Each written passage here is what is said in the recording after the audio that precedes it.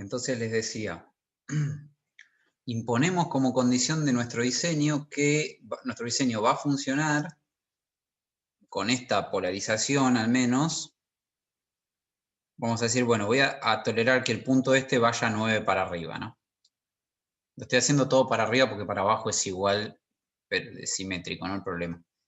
Entonces 9 para acá, quiere decir que acá, en el peor caso, voy a tener 9,7, ¿no?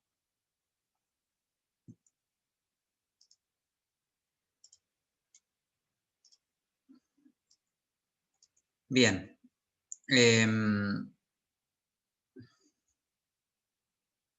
Entonces ya conocemos esa condición límite para calcular la resistencia.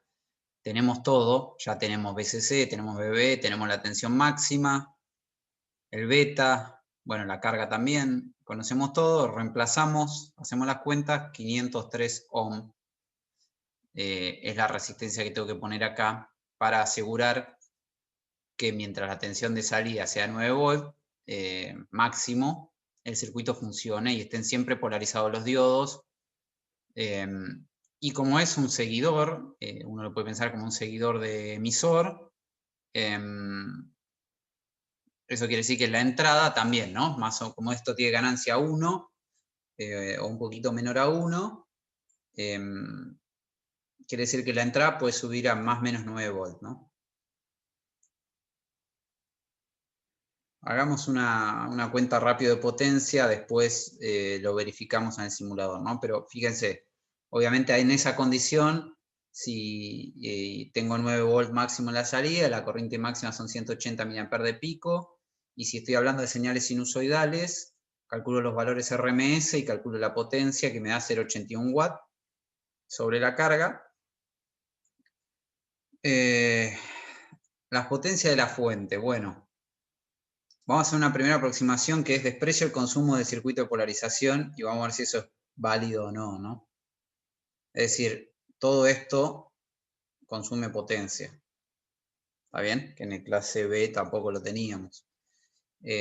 Bueno, vamos a ver si es válido despreciar eso o no. Por supuesto depende del diseño, pero en este caso, nada, si reemplazamos los valores nos da que la fuente, sin tener en cuenta esto, ojo, disipa 1 por 42 watts para la polarización que pusimos, y eso ya me da un rendimiento del 50 y pico %, que es menor al del clase B, ¿no? Porque además no lo estoy trabajando con esta polarización a máxima amplitud, que era donde tenía el mejor rendimiento. Pero además esta cuenta es demasiado aproximada porque no está teniendo en cuenta nada de la potencia que se disipa en todo este circuito que tengo marcado acá de la entrada, ¿no? Bien, antes de seguir, veamos todas esas cuestiones de diseño que vimos, cómo se ven en el simulador, ¿no?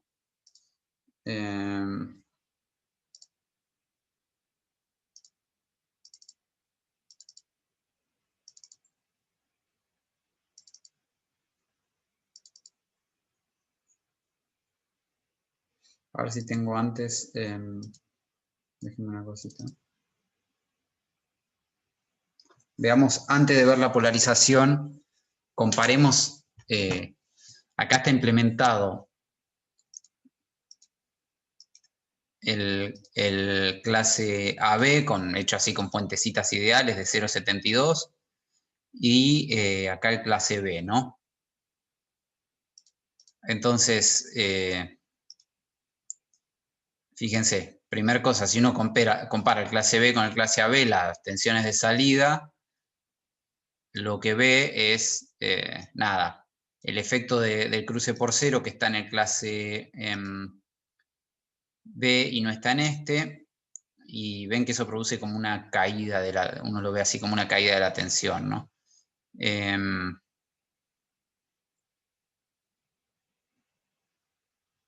Nada, podríamos graficar, por ejemplo, veamos la transferencia, ¿no? Esa era la idea. Veamos si yo grafico esta tensión, por ejemplo, que se llama BBIN, la pongo acá. Vamos a hacer una curva rápida de transferencia. Y acá esta se llama de 0, ¿no? Se ve un poquito sucia porque no es la mejor forma de hacerlo, es mejor hacerlo con una fuente paramétrica, pero ven que la verde es más o menos una línea recta y la azul, que es la de clase B, tiene como un quiebre acá en el medio, acá está por encima de la curva y acá está por debajo de la curva, ¿no? Y ese es el efecto de distorsión del clase B, ¿no? Nada, después si miro, por ejemplo, vamos a poner acá, time. Si miro las corrientes de los dos transistores, la idea es que debería haber, tengo que ajustar, esto tiene pocos puntos la simulación. Vamos a aumentarlo un poquito. Fíjense, yo estoy simulando una señal de 1 kHz, o sea que debería tener varios puntos, ¿no? Voy a poner acá maximum timestamp. Es un milli, vamos a ponerle ahí. No será un orden más. A ver, ahí sí. Tarda mucho. Ahí va. Ahí se ve un poco mejor. Lo que uno ve acá, ¿no? Es que cuando la corriente de uno de los transistores aumenta, la otra prácticamente tiende a cero, ¿no? Que es como en el clase B. Pero cuando mirábamos el clase B teníamos el problema del cruce por cero, ¿está bien? Que también se ve en la corriente, ¿no? Que es esto de acá, el clase B tiene un momento en que ninguno de los dos tiene corriente, el clase AB siempre uno de los dos tiene corriente, ¿no? Esa es la idea básica. Vamos entonces ahora a lo que vimos recién del diseño, ¿no?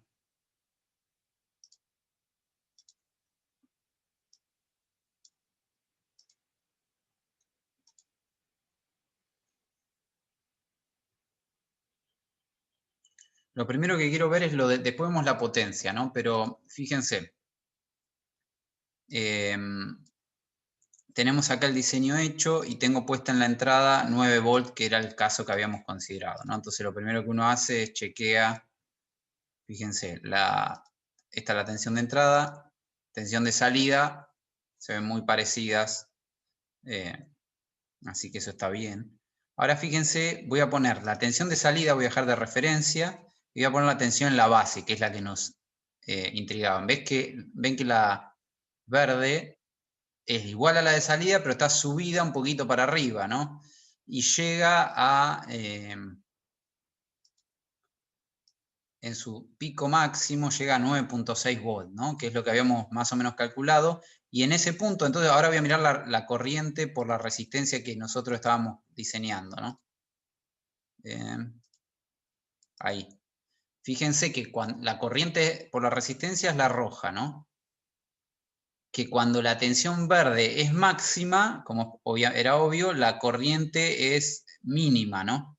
Pero no se llega a ser cero. Fíjense, el eje este es el de corriente, el de la derecha. Llega a un poquito más de 4 mA, pero no se llega a ser cero. ¿Está bien? Lo que voy a hacer ahora, es decir, ahí está funcionando bien, porque si me fijo el diodo, la corriente por el diodo, fíjense, también nunca llega a cero. ¿Está bien? Quiere decir que el diodo permanece como nosotros lo pensamos. Otra vez, si grafico la curva del diodo, baja un poquito por abajo de 4 mA, llegará por acá, y llega como hasta 40 mA, llegará por acá, es decir, se mueve en este rango, supónganse. Y eso obviamente si miro la tensión la voy a ver y por ahí no es del todo sinusoidal porque estoy pasando a través de la exponencial, ¿está bien?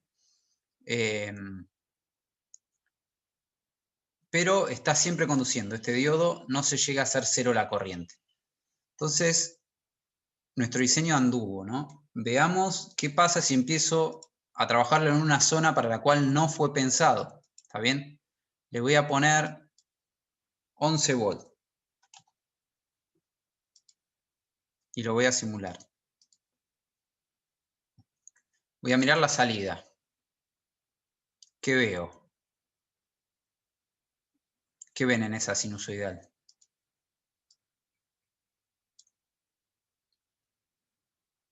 Como que la recorta. La recortó. ¿Por qué la recortó, no? Entonces ahora tenemos que tratar de entender qué pasó. Pasó obviamente lo que esperábamos, ¿no? Entonces voy para atrás. Voy a mirar la tensión en este punto. Fíjense arriba. En un momento, la tensión en este punto también recortó. Quedó como enclavada, ¿no? Ahora voy a mirar la corriente en el diodo. Fíjense, se hizo cero. Ahí está el problema, ¿no? Si se hizo cero la corriente en el diodo, quiere decir que se fue de la zona lineal. Entonces hay un momento que se hizo cero la corriente en el diodo, quiere decir que se abrió. ¿Está bien? Este diodo en un momento dejó de estar. Quiere decir que pasé a tener en ese momento, que es, fíjense, cuando se hizo cero acá, o sea, en este intervalo de acá, que si uno mira la tensión de salida, eso pasa, perdón, entonces no voy a pasar. Cuando la tensión se fue muy arriba, ¿está bien? Cuando excedió, para nuestro diseño, cuando excedió por acá los 9 hasta 9,8 más o menos anduvo, la salida, cuando este punto quiso exceder, cuando este punto en tensión quiso exceder los 9,8, este punto hizo 9,8 más 0,6, 0,7 y no alcanzó la corriente para mandar para acá y para mandar para el diodo. Entonces se abrió el diodo y si se abre el diodo, me quedaría un circuito equivalente como este que estoy mostrando acá, fíjense, me queda. La fuente de entrada desaparece. ¿Por qué? Porque este diodo está abierto, no hay camino, acuérdense que el transistor de abajo está cortado en esta situación, porque toda la corriente la está pasando por el de arriba, ¿no? Entonces me queda, es como tener este circuito, este está abierto, este está abierto, este está abierto, no están, digamos. Entonces me queda, si tacho todo eso, me queda esto que está acá. Básicamente me quedó como un circuito, fíjense, polarizado en DC, pero que no tiene AC. ¿Y a qué tensión queda la salida o este punto? Bueno, la tensión de polarización, fíjense. Como yo tengo ahí este circuito dibujado, fíjense si yo ahora les muestro lo siguiente. Les muestro la tensión de salida del circuito completo. Es esta de acá. Y les muestro la tensión de este punto en DC, porque acá no hay fuente, ¿no? Fíjense. Esos son 10 volts, que es la tensión de polarización a la que queda este circuito equivalente si yo saco la fuente y el diodo. ¿Está bien? A esa tensión se enclava. Quiere decir que efectivamente está pasando eso. Se abre este diodo y me queda un circuito de DC cuando paso los 10 volts más o menos. ¿Está bien? Lo cual está bárbaro, pues nosotros digamos, no teníamos margen para llegar a esa tensión, ¿no? Dijimos 9 máximo, bueno, funciona un poquito más y se enclava, me recorta. Para abajo pasa lo mismo, ¿no? Con el otro transistor. Así que durante ese tiempo se me enclava la salida a 10 volts. Fíjense que entonces la limitante está por la polarización del diodo. No es que llegué todavía, porque todavía tengo 2 volts acá, ¿no? En el colector emisor. No saturó este todavía. Está cerca, pero todavía no saturó. La limitante es porque no tiene corriente el diodo para polarizarse. ¿Está bien? Entonces me queda el circuito, es como tener este circuito. Que fíjense, es simplemente un circuito de polarización de este transistor que tiene 50 ohm en el emisor y una resistencia de base a BCC de 503 ohm. Y bueno, me queda ahí. Cuando hago las cuentas me queda en ese punto. ¿Se entiende hasta ahí? ¿Cómo pensamos y diseñamos el circuito? Bueno, voy a volver a situación normal.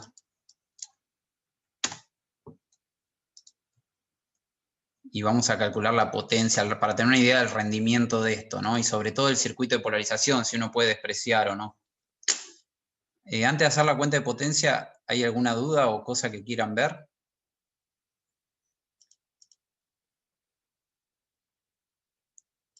Fíjense.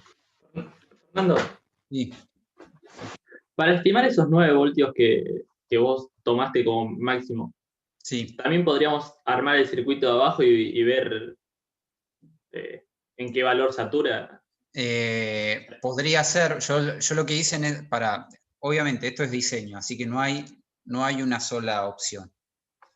Yo lo que dije fue, bueno, como tengo que dejar 0,7 para acá, obviamente además uno siempre tiene que poner márgenes de seguridad, ¿no? ¿Lo podría haber hecho más justo? Sí, mira, podría haber dicho, bueno, supongamos que esto llega a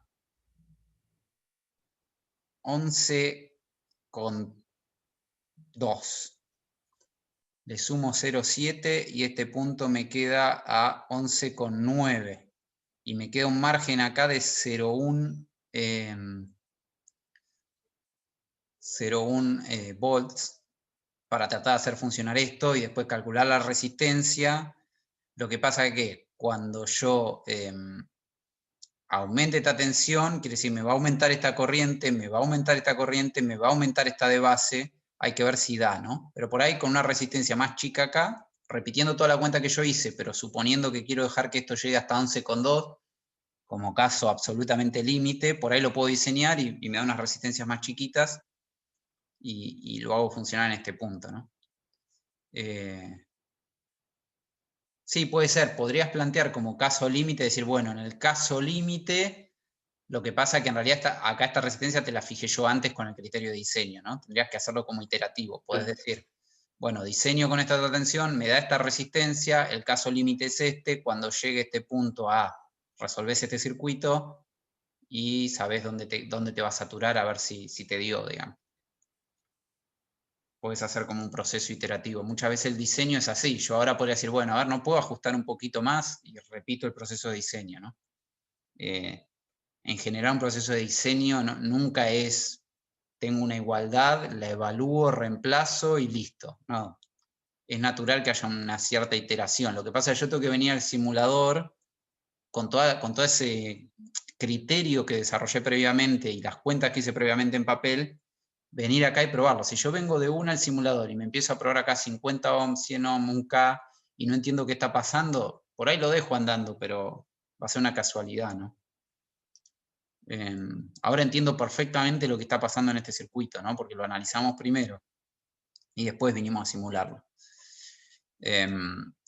Nada, antes de pasar la potencia, fíjense, estaba mirando, como habíamos visto, la corriente en el diodo no se hace cero, pero se mueve mucho, ¿no? Fíjense, se mueve entre 4, entonces es de esperar que si miro la tensión del diodo se ve bastante no lineal, ¿no? Porque eso otra vez vuelve a ser el mismo. Pero ojo, porque la escala engaña, se mueve entre 620 milivolt o menos y 780 milivolt. O sea que eso quiere decir que en la curva del diodo S tengo la corriente yendo entre 4 y 40, se me mueve un orden de magnitud la corriente, entre 4 mA y 40 mA, y la tensión de salida se mueve entre 0,62 y 0,78, ¿no? Y bueno, sí, estoy recorriendo toda esta parte de la exponencial, eso es no lineal y por eso el azul se ve una sinusoidal un poquito deformada, ¿no?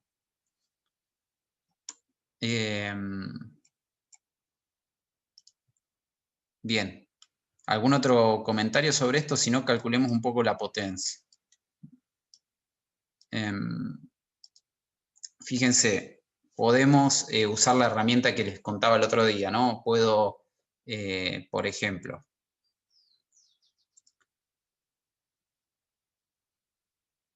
yo tengo las cuentitas hechas ahí abajo, vamos a ver algunas y otras directamente. Por ejemplo, la potencia de la fuente B sub 1, ¿no? Fíjense. Acuérdense, Alt, aparece el termómetro, hacen clic sobre esto y lo que les grafica es el B por I del elemento. Si hay un número entero de periodos que están graficando acá, pueden hacer control sobre la etiqueta esta y les hace la integral y bueno, o la potencia promedio, ¿no?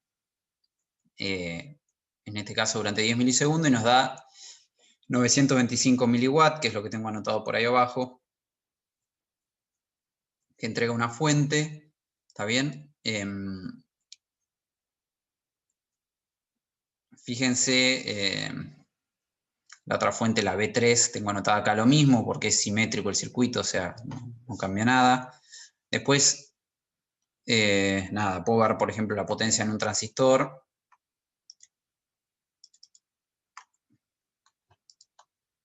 ...280 miliwatts, el otro va a ser lo mismo. Y lo que habíamos un poco ignorado, que es cuánto está disipando el circuito de polarización, porque eso tiene un costo, ¿no? Y estas resistencias están disipando bastante, fíjense, 300 miliwatts. Comparado con, bueno, no vimos la carga, a la carga le están yendo 700 miliwatts, ¿no? O sea que casi la mitad o lo mismo entre las dos resistencias, la misma potencia que va a la carga va a esta resistencia. O sea que esto no es un... si estoy mirando eficiencia de potencia, no es del todo muy bueno, ¿no? Fíjense, bueno, yo acá hice todas esas cuentas, ¿no? Me fijé todas las potencias y me terminó dando una eficiencia de, teniendo en cuenta todo, completo, es decir, teniendo en cuenta el circuito de polarización, los dos resistencias, los dos diodos, los transistores, la fuente, todo, digamos, me dio 38% la eficiencia, ¿no? Como potencia sobre la carga, dividido la potencia total que me tienen que entregar las fuentes. Bueno, sigue siendo mejor que el teórico máximo de un clase A, ¿no? Pero, de nada, disipa potencia estas cosas y hay que tener en cuenta, ¿no? ¿Alguna duda con esto? Si no, sigo. ¿O algo más que quieran ver? ¿Se entendió el funcionamiento?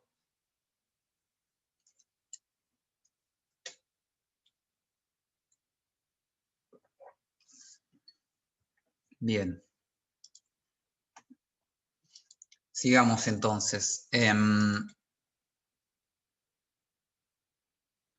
Una alternativa a lo que vimos recién es un poco por esto de que vimos de lo que disipan esas resistencias y cómo me molestan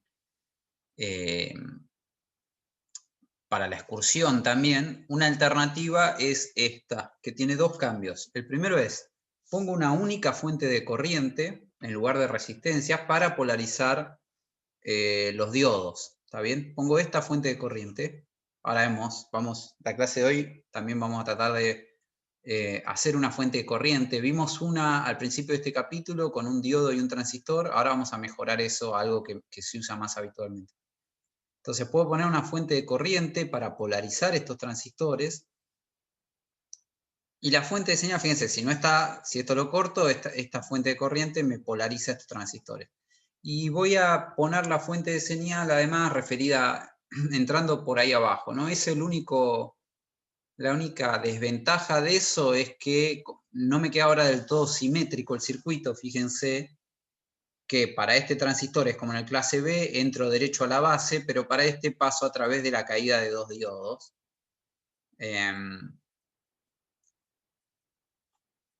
Entonces, si uno mira la transferencia de este circuito, está un poco corrida, no pasa por cero. Quiere decir que para tensión de entrada cero,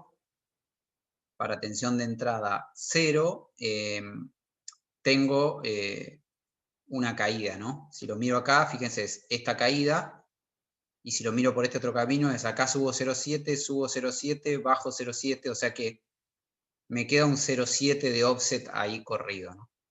Pero bueno, eso si es un problema, por ejemplo, puedo hacer un acoplamiento capacitivo acá. Por ahora lo vamos a ignorar a eso.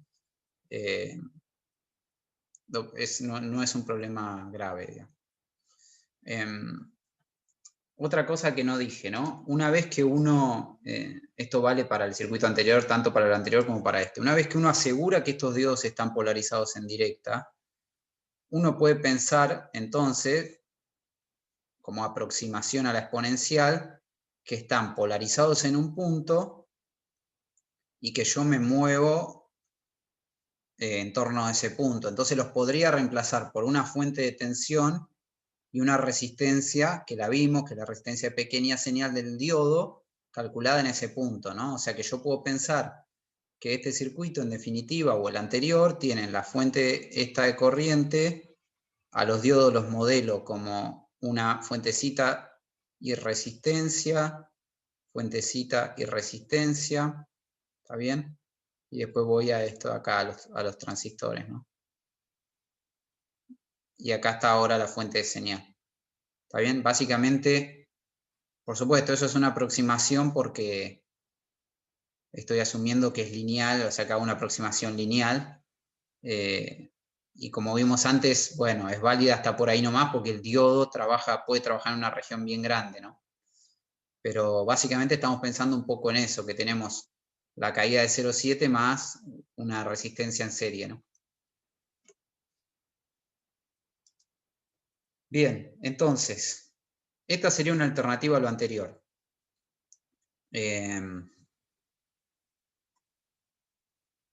¿Cómo hacemos? Voy entonces a saltar un poquito de tema. ¿Cómo hacemos una fuente de corriente? Voy a volver a la clase anterior un segundo. Si se acuerdan, cuando vimos el clase A, lo polarizamos con una fuente de corriente e hicimos esta fuente de corriente en donde vimos que este diodo, si uno lo hacía con la misma característica que el transistor, podía, digamos, y analizamos las ecuaciones de esta fuente de corriente y vimos que en definitiva uno decía, bueno, conozco la tensión, esta porque es la de fuente, acá tengo la caída en el diodo, o sea que si yo hago esta tensión que la conozco, divido la resistencia, tengo esta corriente. Si esa corriente viene casi toda por el diodo y muy poquito por la base,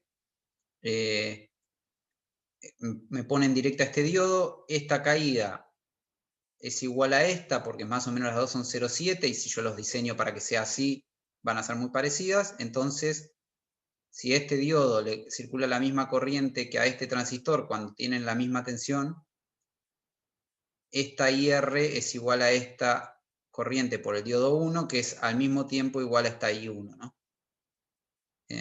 Habíamos visto eso. Entonces se decía que era la corriente por el transistor era un espejo de la corriente por el diodo, y la corriente por el diodo está fija por la corriente de la resistencia. Ahora vamos a mejorar un poquito esa idea con esto, que es muy parecido. Básicamente tenemos este transistor Q2 y acá iría la carga, ¿no? En este caso está armado con NPN, lo puedo hacer al revés con PNP, pero acá iría la carga alimentada a una determinada fuente, supongamos, o a otra parte del circuito, no sé, para allá está la carga. Básicamente, ¿qué espero yo de una fuente de corriente? Si acá está la carga, que independientemente de la tensión de este punto, sube o baja esta tensión, la corriente sea constante. ¿Está bien? Un transistor, un BJT, esperen que estoy con pantalla chica.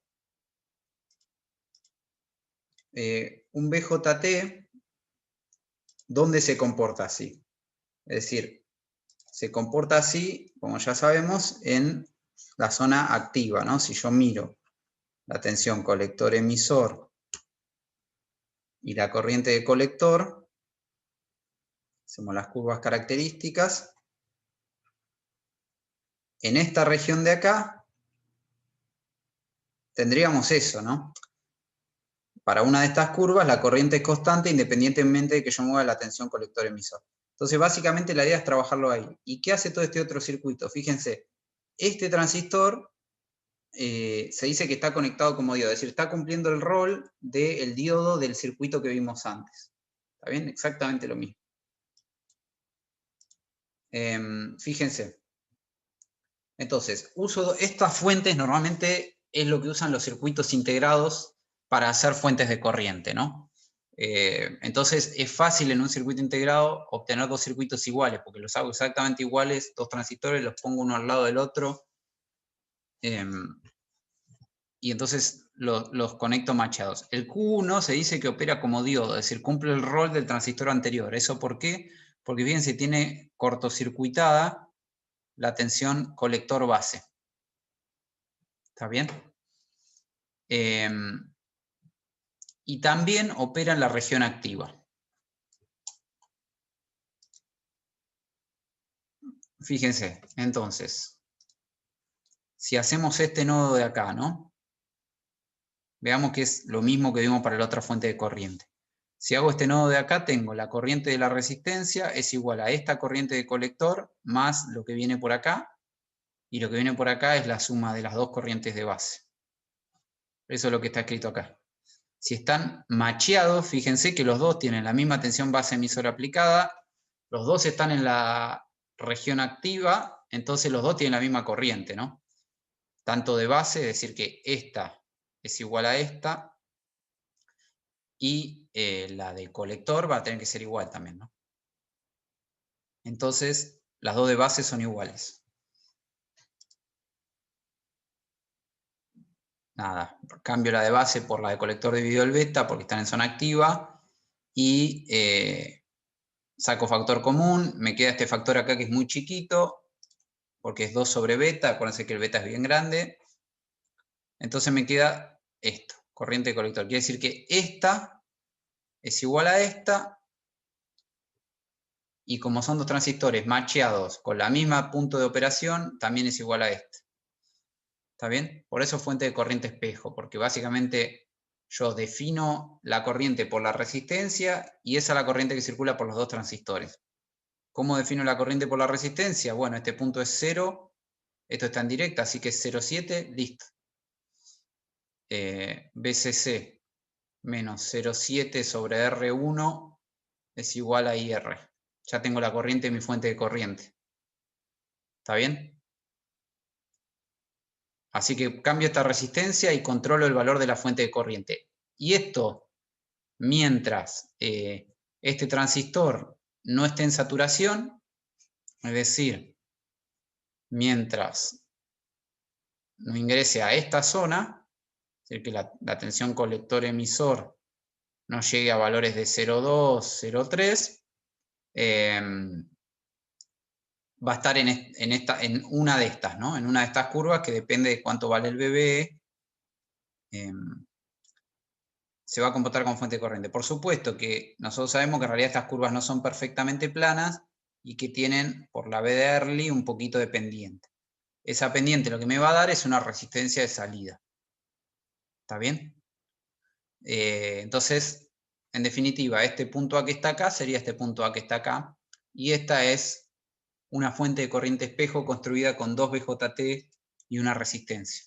Y como les digo, esta es la forma típica, por ejemplo, nosotros vimos todas las polarizaciones con resistencia. Bueno, cuando uno le hacen un circuito integrado, que alguien hace un circuito integrado, en general no quiere poner resistencia porque es difícil, entonces genera este tipo de fuentes y con esto puede polarizar varios transistores.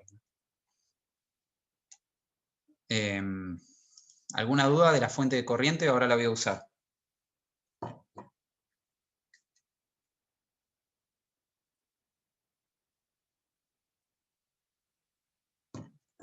Sigo entonces. Bueno, esto es básicamente toda la cuenta que les dije en el slide anterior, no es nada nuevo, ¿no? Que los transistores son iguales, la misma corriente. Entonces, podemos pasar a este ya lindo circuito, el más grande que vimos hasta ahora en la materia, que tiene como unos 4 transistores, 2 diodos y alguna resistencia. Estas, ignórenlas, son muy chiquitas, están puestas acá para tipo realimentación, la resistencia de emisor para realimentar, pero la podemos despreciar. Y después, fíjense, esta es la fuente de corriente que recién vimos, pero hecha con PNP, porque necesito la carga abajo, ¿no? Porque la puse acá arriba. Si lo hubiera puesto acá abajo para arriba, hacía la NPN y entraba la carga por acá. Bueno, se puede hacer de las dos formas. Pero este es básicamente, entonces, el circuito que estuvimos simulando, pero ahora polarizado con una fuente de corriente hecha con transistores y al mismo tiempo entrando la señal por acá abajo, ¿no? Entonces veamos Vamos a la simulación de eso, así les muestro un par de cuestiones interesantes.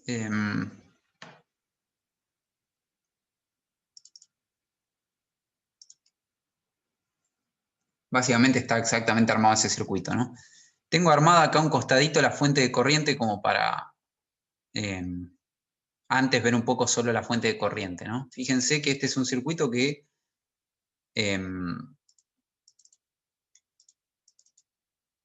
es solo, no hay alterna, ¿no? Es simplemente la fuente de corriente. ¿Qué corriente esperan? A ver, alguno que me haga la cuenta, fíjense. Tenemos 12 volts acá. Esto es fácil, ¿no?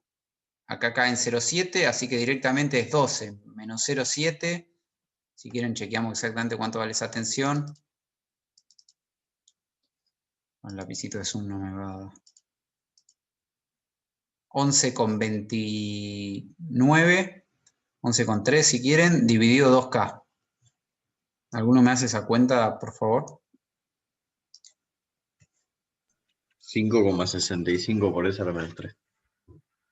5,65 mA por esta resistencia, y por lo que vimos, eso debería ser la corriente por todos lados, incluida la corriente por acá. En este caso, fíjense, dije, esta es la carga, ok. Ahí va, nos da 6 mA. Por supuesto, en esa cuenta estamos despreciando, por ejemplo, la resistencia de salida que está en paralelo con la fuente de corriente, ¿no? Pero da del orden de lo que acabamos de calcular, 6 mA contra 5,6 más o menos. Fíjense, acuérdense que en realidad el modelo de todo eso es la fuente de corriente en paralelo con una resistencia, ¿no? Entonces, cuanto más corriente tome la carga, se me mueve un poco el punto. Esto podemos pensar que está a tensión fija. Si la carga, que es esta, obviamente toma más corriente, hay más caída acá, entonces se mueve este punto y hay un poquito más de corriente, ¿no? Ahora fíjense, le voy a cambiar, lo que tengo que chequear en la fuente de corriente también es que el transistor esté siempre en zona activa, ¿no? Fíjense que este punto en tensión está en este momento a 600 milivolts. Está en zona activa, pero está medio cerca de la saturación, ¿no? Perdón, tengo que ver esta tensión, ¿no? Emisor colector, dije mal.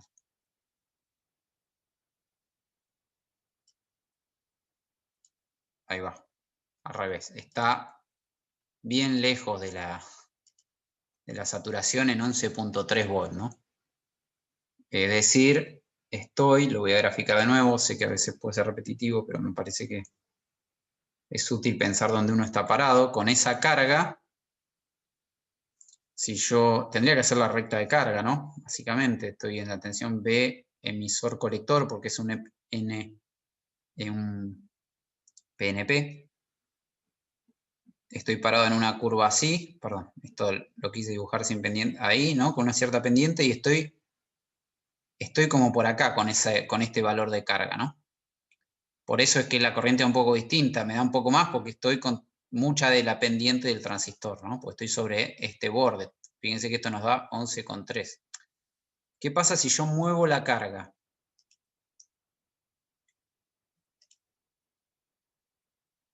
Le voy a poner, me voy a subir un orden de magnitud, 1000 ohms.